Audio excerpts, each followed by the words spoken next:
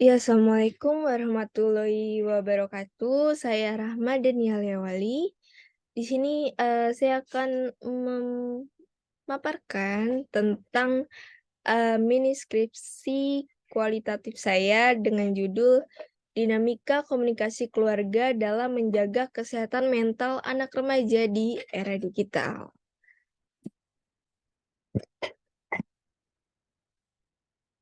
Ya, ini disusun oleh Ramadhani Alewali, nomor induk mahasiswa 141062071.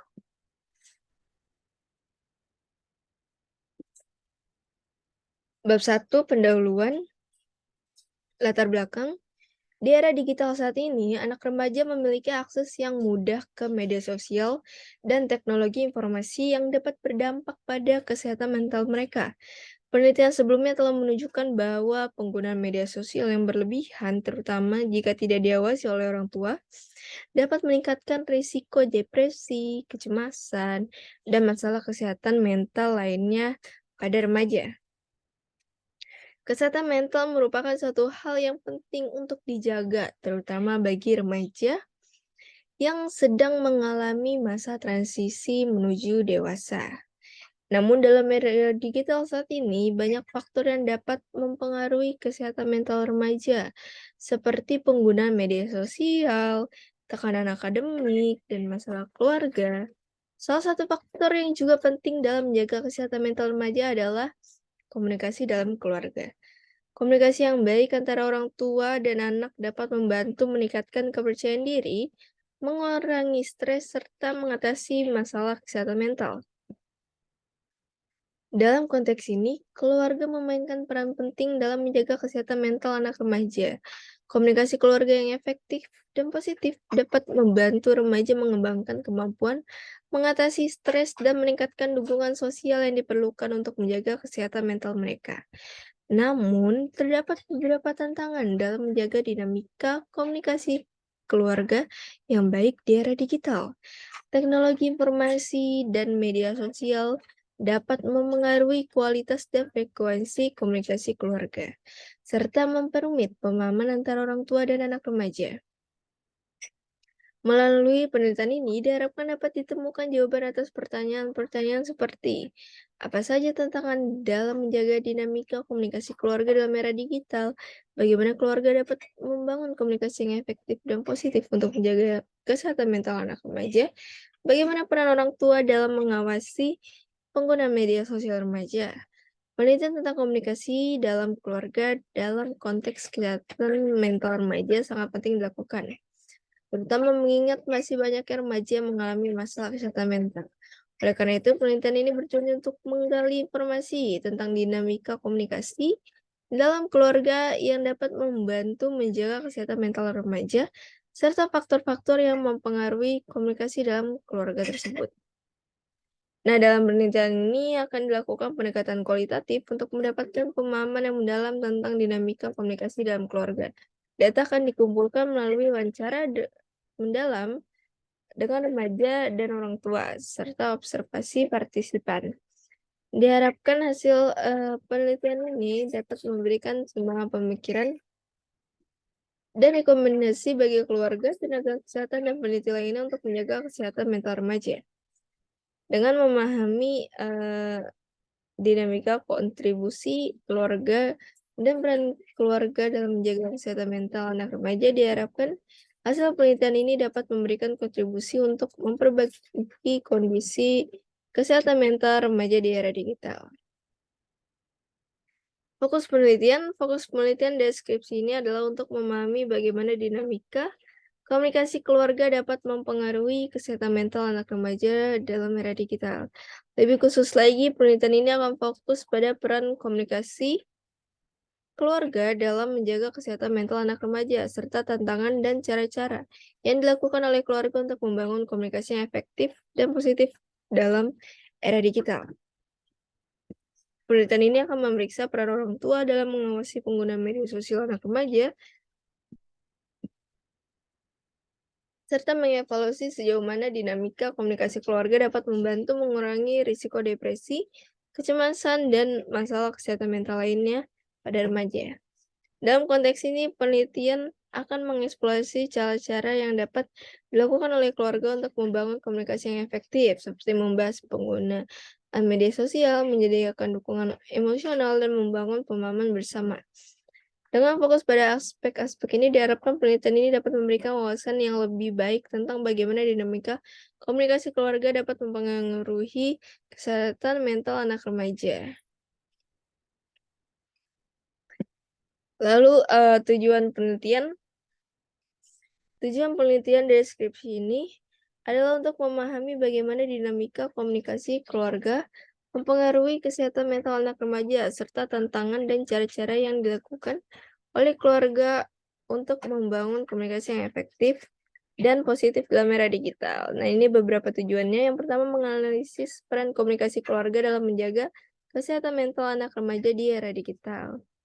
Yang kedua adalah mengevaluasi tantangan dan cara-cara yang dilakukan oleh keluarga dalam membangun komunikasi yang efektif dan positif dalam era digital.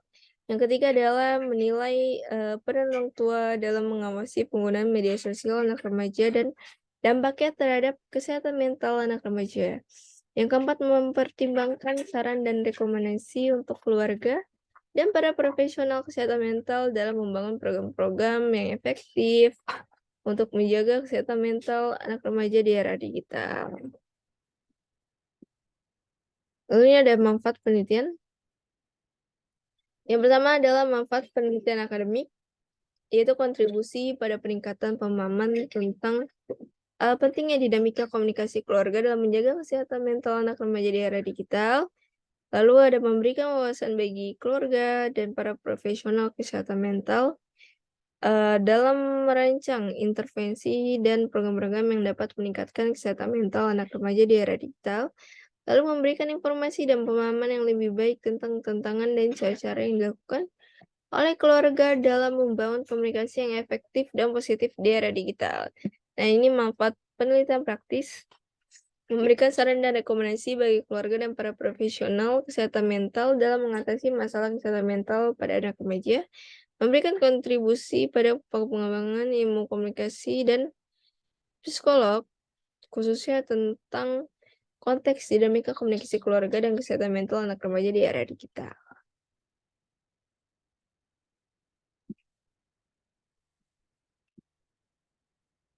Lalu selanjutnya adalah konsep kesehatan mental remaja merupakan isu kesehatan masyarakat yang penting, terutama di era digital saat ini. Penelitian telah menunjukkan bahwa remaja dapat mengalami masalah kesehatan mental seperti depresi, cemas, dan gangguan makan yang dapat berdampak negatif pada kehidupan sehari-hari dan masa depan mereka. Banyak faktor yang memengaruhi kesehatan mental remaja seperti stres, tekanan akademik, pergaulan, dan masalah keluarga. Nah, dalam konteks masalah keluarga, beberapa penelitian menunjukkan bahwa komunikasi dalam keluarga dapat memengaruhi kesehatan mental remaja. Menurut Leng et al. 2018, komunikasi keluarga yang baik dapat membantu remaja mengembangkan kepercayaan diri dan merasa didukung, yang pada gilirannya dapat membantu mencegah masalah kesehatan mental. Penelitian lain yang dilakukan oleh Olson et al.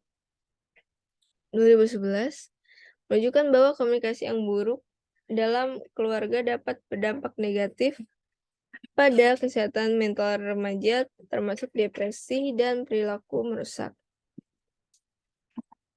Lalu komunikasi dalam keluarga dapat terdiri dari beberapa aspek, seperti tingkat keterbukaan, kemampuan mendengarkan, dan pengambilan keputusan bersama. Beberapa faktor yang dapat mempengaruhi komunikasi dalam keluarga meliputi budaya, gaya pengasuhan orang tua, dan hubungan antara orang tua dan anak. Penelitian yang dilakukan oleh Pico dan Balas 2012 menunjukkan bahwa dukungan keluarga dan keterlibatan orang tua dalam kehidupan remaja sangat penting dalam menjaga kesehatan remaja. Dan penelitian ini akan dilakukan pendekatan kualitatif untuk mendapatkan pemahaman yang mendalam tentang dinamika komunikasi dalam keluarga yang dapat membantu menjaga kesehatan mental remaja. Data dikumpulkan melalui wawancara mendalam dengan remaja dan orang tua serta observasi partisipan. Diharapkan hasil penelitian ini dapat memberikan sumbangan pemikiran dan rekomendasi bagi keluarga, tenaga kesehatan, dan peneliti lainnya untuk menjaga kesehatan mental remaja. Lalu ini ada beberapa review literatur. Ada judul jurnal dengan pentingnya komunikasi keluarga dalam mendukung kualitas hidup remaja. Lalu ada dinamika komunikasi keluarga dalam pengambilan keputusan remaja, hubungan komunikasi keluarga dengan kecemasan sosial pada remaja, analisis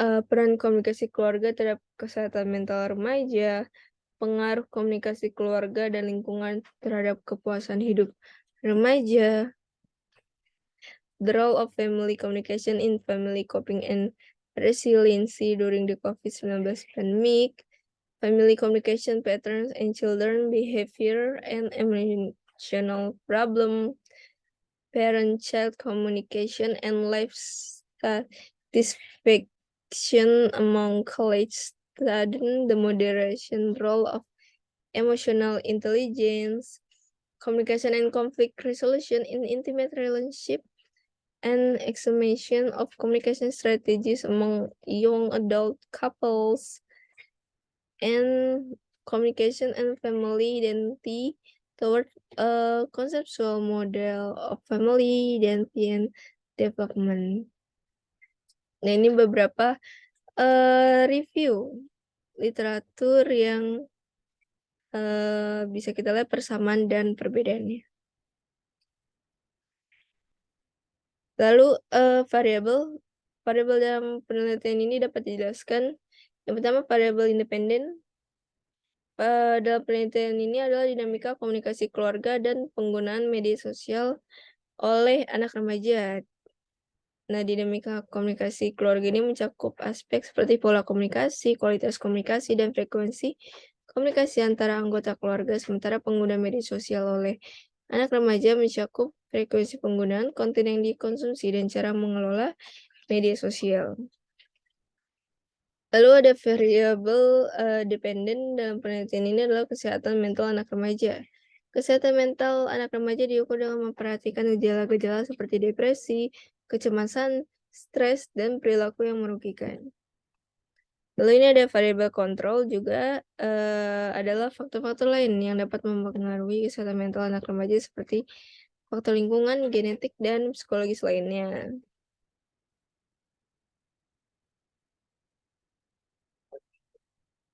Nah, dalam penelitian ini variabel-variabel ini akan diukur melalui berbagai metode seperti wawancara, kuesioner, observasi, dan analisis dokumen untuk mendapatkan gambaran yang lebih lengkap tentang dinamika komunikasi keluarga, penggunaan media sosial oleh anak remaja, dan kesehatan mental anak remaja di era digital.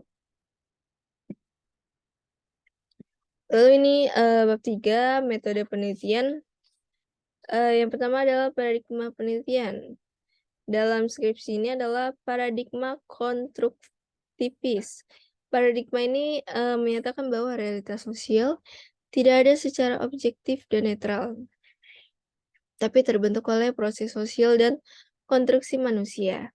Nah, dalam penelitian ini, peneliti memahami bahwa dinamika komunikasi keluarga, penggunaan media sosial oleh anak remaja, dan kesehatan mental anak remaja tidak ada secara objektif dan netral, melainkan terbentuk oleh proses sosial dan konstruksi manusia.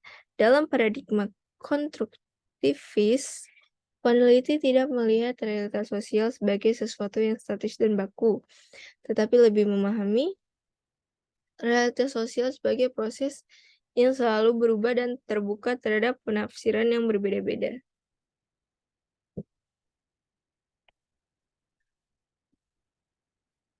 Oleh karena itu, dalam penelitian ini, peneliti memahami bahwa dinamika komunikasi keluarga, penggunaan media sosial oleh anak remaja, dan kesehatan mental anak remaja dapat dipahami dan diinterpretasikan dari berbagai sudut pandang yang berbeda. Dalam penelitian konstruktivis, peneliti memperoleh data melalui interaksi sosial dengan partisipan, yang memungkinkan peneliti untuk memahami konstruksi sosial dari fenomena yang diteliti. Dalam penelitian ini, peneliti menggunakan wawancara, kuesioner, observasi, dan analisis dokumen untuk memperoleh data dari anggota keluarga dan anak remaja sebagai partisipan. Data yang diperoleh akan dianalisis dengan pendekatan kualitatif untuk memahami dinamika komunikasi keluarga, penggunaan media sosial oleh anak remaja, dan kesehatan mental anak remaja dalam konteks sosial yang berbeda.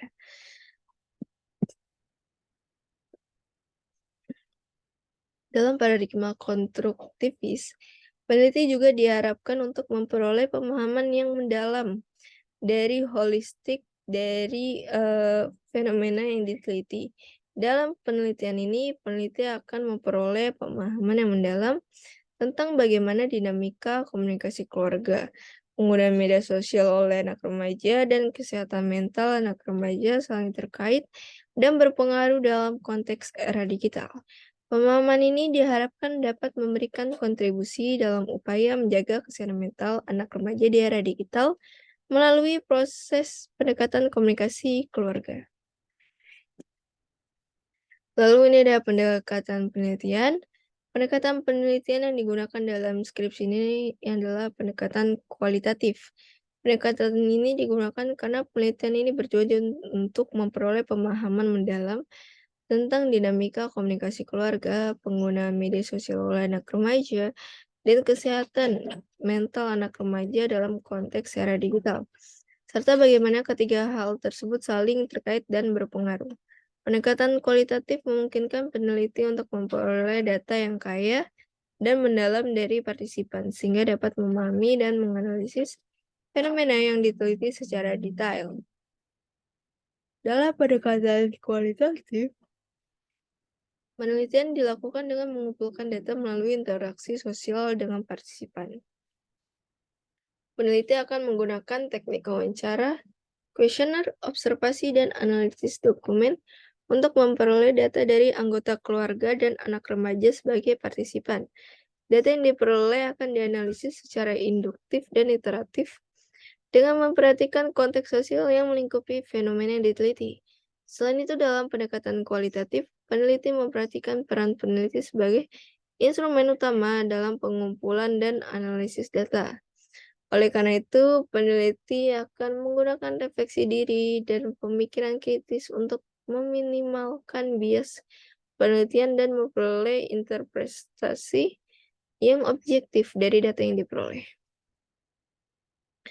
Nah, pendekatan kualitatif yang digunakan dalam penelitian ini diharapkan dapat memberikan pemahaman yang mendalam dan holistik tentang dinamika komunikasi keluarga, penggunaan media sosial oleh anak remaja, dan kesehatan mental anak remaja dalam konteks era digital. Nah, lalu ada metode penelitian. Metode yang digunakan adalah metode kualitatif deskriptif. Metode ini digunakan untuk memperoleh pemahaman yang mendalam tentang dinamika komunikasi keluarga, penggunaan media sosial anak remaja, dan kesehatan mental anak remaja dalam konteks era digital.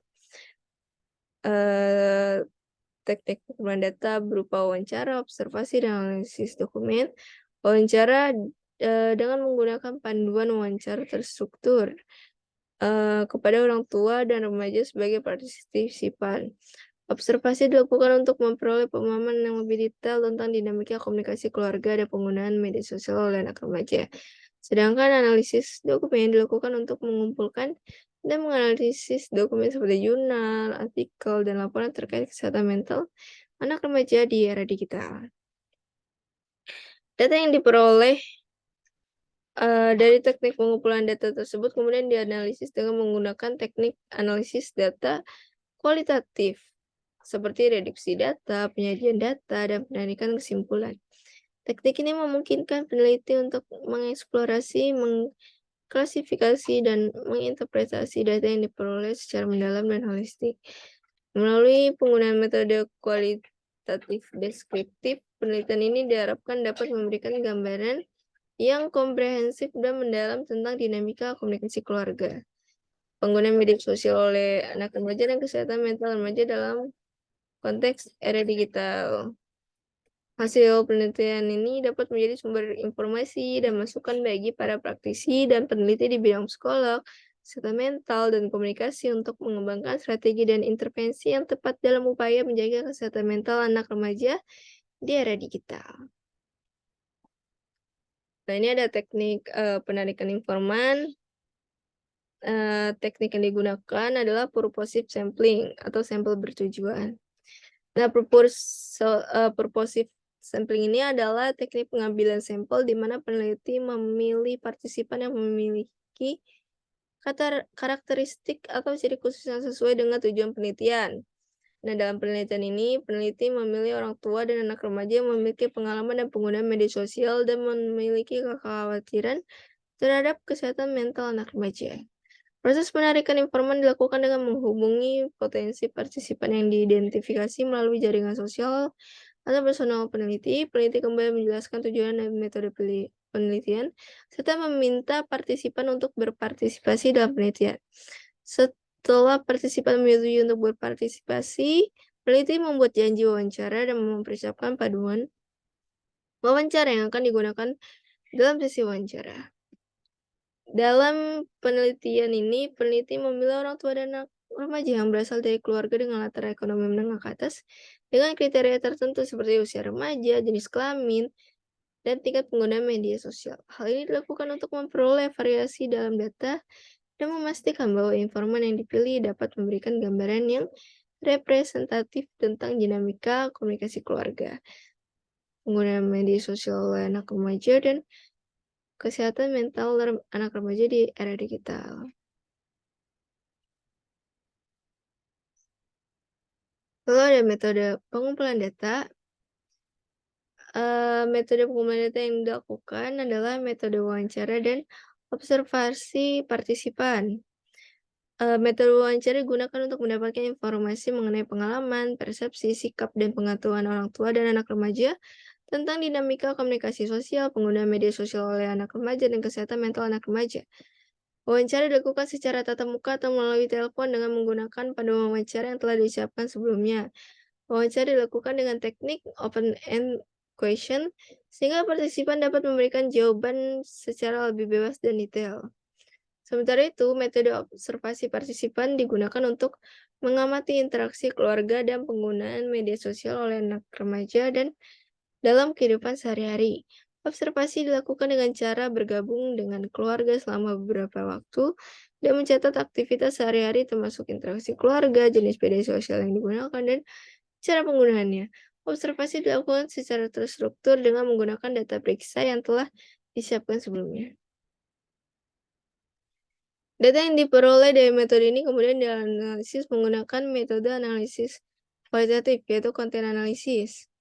Analisis konten analisis digunakan untuk mengidentifikasi pola dan tema yang muncul dalam data, serta memahami arti dan makna yang terkandung dalam data. Proses ini dilakukan secara manual dengan membaca transkrip wawancara dan catatan observasi, kemudian mengidentifikasi tema dan kategori yang muncul selanjutnya. Ini akan dianalisis secara lebih mendalam untuk memahami arti dan makna yang terkandung di dalamnya.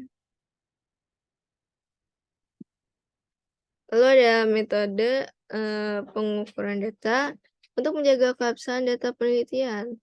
Peneliti menggunakan beberapa metode keabsahan antara lain.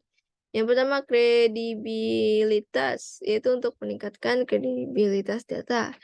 Peneliti menggunakan teknik triangulasi data, yaitu membandingkan data yang diperoleh dari sumber yang berbeda seperti wawancara dengan remaja, orang tua, dan guru, serta observasi langsung di rumah dan lingkungan sekolah. Transferabilitas, untuk meningkatkan transferabilitas data, peneliti menggunakan deskripsi yang detail dan lengkap mengenai latar belakang penelitian, subjek penelitian, teknik pengumpulan data, dan analisis data. Lalu dependabilitas, untuk meningkatkan dependabilitas data, peneliti menggunakan analisis data secara terus-menerus dan berulang sehingga dapat meminimalisir bias dalam analisis data. Lalu konfirmabilitas, untuk meningkatkan konfirmabilitas data, peneliti menggunakan teknik memory check, yaitu mengonfirmasi hasil penelitian kepada informan untuk memastikan bahwa hasil penelitian yang diperoleh sesuai dengan apa yang informan rasakan dan alami. Selain itu, peneliti juga mencantumkan detail mengenai proses penelitian proses penelitian dalam laporan penelitian. Lalu untuk menjaga reliabilitas dalam proses coding data, peneliti menggunakan beberapa teknik. Yang pertama adalah konsistensi coder. Peneliti yang sama melakukan coding data pada semua wawancara, observasi, dan dokumen yang dikumpulkan. Lalu ada penggunaan kategori coding yang jelas. Peneliti menggunakan kategori coding yang jelas dan telah teruji dalam tahap pra-penelitian untuk memastikan bahwa data yang dikumpulkan sesuai dengan fokus penelitian dan pernyataan komunikan. Terus ada uji coba coding. Sebelum melakukan coding data pada seluruh data yang dikumpulkan, peneliti melakukan uji coba coding dalam beberapa sampel data untuk memastikan konsistensi dan kesesuaian coding dengan data yang dikumpulkan. Lalu ada perhitungan tingkat kesepakatan antar coder. Peneliti menghitung tingkat kesepakatan antar coder menggunakan teknik Cohen-Kappa yang mengukur tingkat kesepakatan antara dua coder yang melakukan coding pada data yang sama. Lalu ada metode analisis data, yaitu analisis konten, adalah metode penelitian yang digunakan untuk memahami pesan dan makna yang terdapat dalam teks. Nah, ini adalah tahapan analisis konten yang dilakukan dalam skripsi ini meliputi yang pertama adalah transkripsi data. Data wawancara direkam dan ditranskrip dalam bentuk tulisan. Yang kedua adalah pengkodean data. Data wawancara dianalisis dengan melakukan pengkodean. Yang ketiga adalah pengelompokan data. Data yang telah dikodekan kemudian dikelompok berdasarkan kategori pengkodean yang telah dibuat. Yang keempat, pemilihan kutipan. Dalam tahap ini, peneliti memilih kutipan-kutipan penting dan relevan yang mewakili setiap kategori pengkodean. Yang kelima adalah analisis data. Analisis dilakukan dengan membandingkan dan menginterpretasikan kutipan yang telah dipilih sehingga dapat ditarik kesimpulan terkait temuan peneliti. Nah, ini adalah keterbatasan dan kelemahan penelitian. Keterbatasannya yaitu pertama, terbatasnya jumlah responden. Karena hanya dilakukan pada sejumlah remaja dan orang tua di kota tertentu, sehingga generalisasi hasil penelitian ke populasi yang lebih besar mungkin tidak dapat dilakukan. Yang kedua, adanya bias subjektivitas. Peneliti kualitatif melibatkan persepsi pendapat dan pengalaman subjektif responden yang mungkin dipengaruhi oleh faktor-faktor tertentu seperti latar belakang sosial, budaya, dan gender responden. Lalu yang ketiga adalah keterbatasan waktu dan sumber daya. Lalu kelemahan penelitian yang pertama adalah terbatasnya sampel. Hanya menggunakan sampel yang terbatas mewakili keluarga dan remaja tertentu. Lalu yang kedua adalah keterbatasan wawasan responden. Responden mungkin memiliki keterbatasan dalam memberikan informasi yang akurat, atau mungkin memiliki kecenderungan untuk memberikan jawaban yang lebih diterima secara sosial. Lalu yang ketiga adalah subjektivitas peneliti. Sebagai peneliti, kesadaran pribadi dan pengalaman masa lalu dapat mempengaruhi cara pandang dan interpretasi peneliti dalam data yang diperoleh. Lalu yang keempat adalah tidak mampu mengukur faktor eksternal. Ada banyak faktor yang dapat mempengaruhi kesehatan mental remaja seperti tekanan dari teman sebaya, lingkungan sekolah, atau isu-isu sosial yang terkait dengan teknologi digital. Namun faktor ini tidak dapat sepenuhnya diukur dan dipertimbangkan dalam penelitian ini. Lalu ini adalah beberapa daftar pustaka yang dipakai dalam penelitian ini. Baik, sekiranya sekian dari pemaparan saya. Mohon maaf bila ada kekurangan. Terima kasih.